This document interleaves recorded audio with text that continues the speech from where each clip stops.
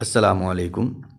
رات کے 8 بج چکے تھے۔ بادل چمک اور گرج کے ساتھ بوندا باندی سے سردی میں شدت پیدا کر رہا تھا۔ ضروری کام سے بازار جانا ہوا تو محلے سے باہر چوراہے پہ شہر سے آنے والی سڑک کے کنارے دو خواتین کو بارش میں کھڑا دیکھ کر دھچکا لگا، لیکن خاموشی سے گزر گیا۔ کافی وقت گزرنے کے بعد جب واپسی ہوئی تو تجسس ہونے لگا، آخر اس برسات کی سرد رات میں انہیں کیا مجبوری یہاں لے آئی ہے۔ قریب جا کر بوڑھی عورت سے سوال کیا، ماں جی خیریت و عافیت ہے نا؟ آپ کافی دیر سے یہاں کھڑی ہیں۔ اس کی آواز سنتے ہی میں پہچان گیا، یہ تو میرے دوست کی والدہ ہیں۔ اپنی جوان بیٹی کا ہاتھ تھامتے ہوئے بولی، اس کے ابو آج خلاف معمول ابھی تک کام سے گھر نہیں پہنچے۔ یہ شام ڈھلنے سے اب تک اپنی آنکھوں کو صحن کے دروازے سے باندھے ہوئے ہیں۔ بستر سے اٹھ کر کمرے کے دروازے میں کھڑی ہوتی ہے اور صحن کا دروازہ دیکھتے ہوئے کہتی ہے، ماں ابو تو ابھی بھی نہیں آئے۔ چند لمحوں بعد پھر دروازے میں آ کر کہتی ہے، اللہ خیر فرمانا، ابو تو ابھی بھی نہیں آئے۔ اسی بے چینی، دعا اور انتظار میں پچھلے 2 گھنٹے گزرے، پھر اس کے صبر کا پیمانہ لبریز ہو گیا اور مجھے بازو سے پکڑے یہاں لے آئی ہے۔ میں نے سمجھاتے ہوئے کہا، آئیں گے تو وہ اپنے وقت پہ ہی، اور جب یہاں تک پہنچ جائیں گے تو پل بھر میں گھر بھی آ جائیں گے۔ بارش اور سردی میں رات کے اس پہر یہاں کھڑے ہونا مناسب نہیں، آپ گھر جائیں،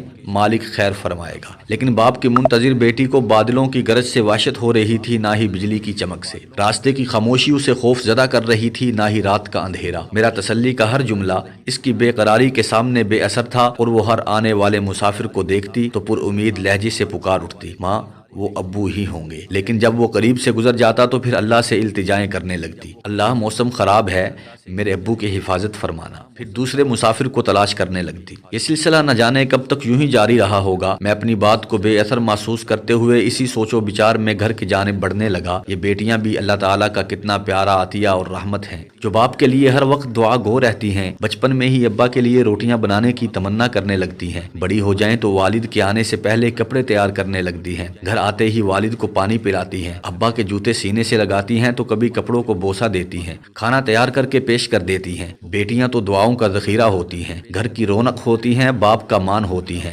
باپ کی جنت ہوتی ہیں، اور جنت میں رسول اللہ صلی اللہ علیہ وسلم کے قرب کا ذریعہ ہوتی ہیں۔ باپ کا دکھ درد کسی قیمت بھی برداشت نہیں کر سکتی۔ میرا یقین یہ ہے، اگر اللہ تعالیٰ میاں والی میں باپ کے ہاتھوں صفاقیت کا نشانہ بننے والی بچی کو دوبارہ شعور کی زندگی بخشیں اور بولنے کی طاقت عطا کریں، اور پھر قاضی شہر اس ننھی پری سے سوال کریں کہ تیرے ظالم باپ نے 5 گولیوں سے تیرا سینہ چھلنی کر دیا تھا، ہم اسے اسی جرم کی سزا میں قتل کریں گے، تو بیٹی پکار اٹھے گی، نہیں خدا کے لیے ایسا نہ کیجیے، میرے بابا سے غلطی ہو گئی، ان کو معاف کر دیں، میں بھی ان کو معاف کرتی ہوں، لیکن میرے بابا کو کوئی چٹکی کاٹے یا کانٹا چبو دے، یہ مجھ سے برداشت نہیں ہوگا۔ دوستو، سچ میں بیٹیاں ایسی ہی ہوتی ہیں، لیکن بد نصیبی سے ہمارے معاشرے پہ ہندوانہ رسوم و افکار کی گہری چھاپ ہے۔ معاشرے میں بیٹی کو بوجھ تصور کیا جاتا ہے، جبکہ در حقیقت بیٹی بوجھ نہیں، حقیقی سہارا ہوتی ہے۔ جی ہاں، آخرت میں بخشش کا سہارا، جنت میں داخلے کا سہارا، اور رسول اللہ کے قرب کا سہارا۔ اپنی بیٹیوں کی پرورش بوجھ جان کر نہیں بلکہ غنیمت جان کر کیجیے، اور اکثر ان کے سامنے ان جملوں کو دہراتے رہیے، میری بیٹی تو میری جنت ہے، میری بیٹی تو میری نجات ہے، میری بیٹی تو میرے لیے جنت میں رسول اللہ صلی اللہ علیہ وسلم کے قرب حاصل کرنے کا ذریعہ ہے۔ ان الفاظ سے بیٹیوں میں اطاعت، فرما برداری، حیا اور دینداری کا جذبہ پروان چڑھے گا، اور بیٹوں کے دل و دماغ پہ یہ الفاظ ایسے نقش ہوں گے، جب اللہ ان کو بیٹی عطا کرے گا تو وہ مایوس نہیں ہوں گے بلکہ پکار اٹھیں گے، میری بیٹی میری جنت ہے، میری بیٹی میری نجات ہے، میری بیٹی رسول اللہ صلی اللہ علیہ وسلم کا ساتھ حاصل ہونے کی ضمانت ہے۔ جی ہاں، سچ میں بیٹیاں ایسی ہی ہوتی ہیں، بیٹیاں ایسی ہی ہوتی ہیں۔ اسی کے ساتھ اجازت دیجیے، اللہ حافظ۔